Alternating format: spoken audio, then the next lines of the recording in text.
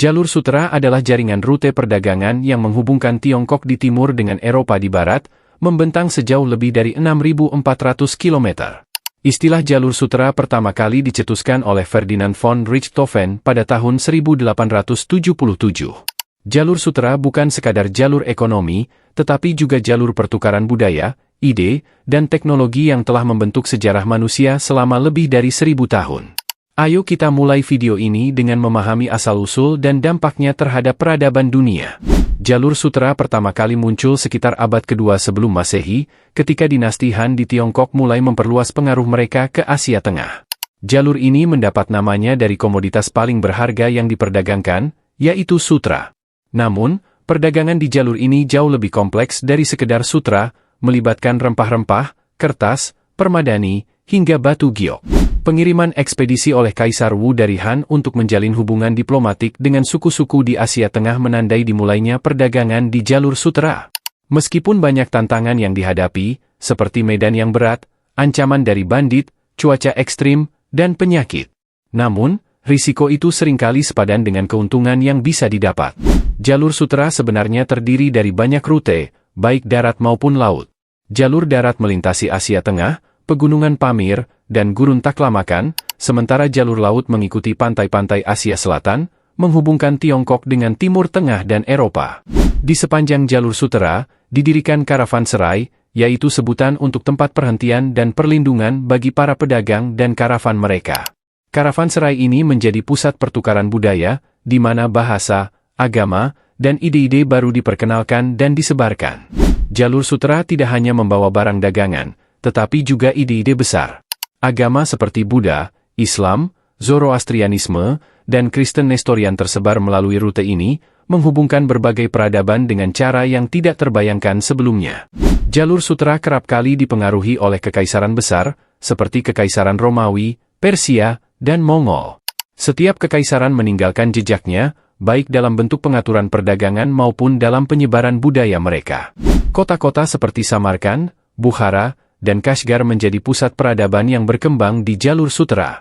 Kota-kota ini dikenal sebagai pusat perdagangan, budaya, dan pendidikan, yang mempertemukan orang-orang dari berbagai latar belakang. Jalur sutra membawa pengaruh besar ke Eropa, terutama setelah Marco Polo melakukan perjalanannya yang terkenal melalui jalur sutra ke Tiongkok di bawah kekuasaan Mongol. Catatannya, The Travels of Marco Polo, memberikan gambaran rinci tentang perdagangan dan budaya Asia kepada Eropa pada saat itu. Penyebaran Islam di Asia Tengah tidak bisa dilepaskan dari jalur sutra. Agama ini menyebar bersama dengan para pedagang Muslim, membawa perubahan sosial dan politik yang signifikan di wilayah tersebut. Tidak hanya barang dan agama yang tersebar di jalur sutra, tetapi juga teknologi dan inovasi. Kompas, bubuk mesiu, dan pencetakan adalah beberapa contoh inovasi yang mencapai barat melalui jalur ini, mengubah sejarah dunia kita. Jalur sutra juga menjadi arena bagi permainan diplomasi dan politik. Persekutuan, perjanjian, dan bahkan peperangan terjadi di sepanjang jalur ini, memperkuat atau melemahkan kekuasaan berbagai kerajaan dan kekaisaran. Masa keemasan jalur sutra terjadi pada masa dinasti Tang dan Song di Tiongkok, ketika perdagangan mencapai puncaknya dan hubungan diplomatik semakin intensif. Kota-kota di sepanjang jalur ini berkembang menjadi pusat peradaban.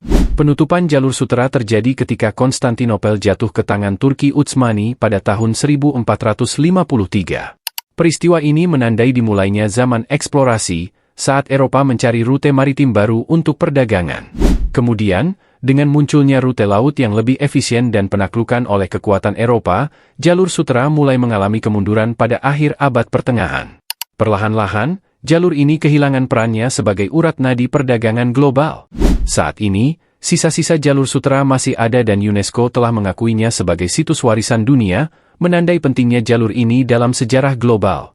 Dalam beberapa dekade terakhir, negara-negara seperti Tiongkok telah berupaya menghidupkan kembali jalur sutra melalui inisiatif seperti Belt and Road Initiative, BRI, yang bertujuan untuk membangun kembali koneksi perdagangan antara Asia dan Eropa.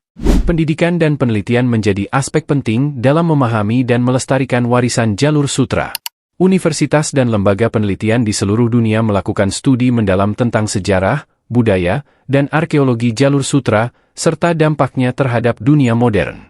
Pertukaran akademik dan penelitian ini membantu memperkuat hubungan internasional dan memperkaya pemahaman kita tentang sejarah dunia. Pameran seni dan artefak dari Jalur Sutra di berbagai museum internasional juga memberikan kesempatan bagi orang-orang dari berbagai latar belakang untuk mengeksplorasi warisan budaya yang kaya dari rute ini. Melalui pameran, pengunjung dapat memahami betapa pentingnya Jalur Sutra dalam membentuk dunia kita saat ini, serta menghargai kekayaan dan keragaman budaya yang telah diwariskan oleh peradaban kuno. Akhirnya, Jalur Sutra adalah warisan abadi yang terus menginspirasi dan mempengaruhi dunia. Dari rute kuno yang menghubungkan timur dan barat hingga visi modern tentang konektivitas global, Jalur Sutra mengajarkan kita tentang kekuatan kerjasama, inovasi, dan toleransi antar budaya. Seperti yang telah terjadi selama berabad-abad, Jalur Sutra akan terus menjadi jalur penting bagi masa depan kita bersama.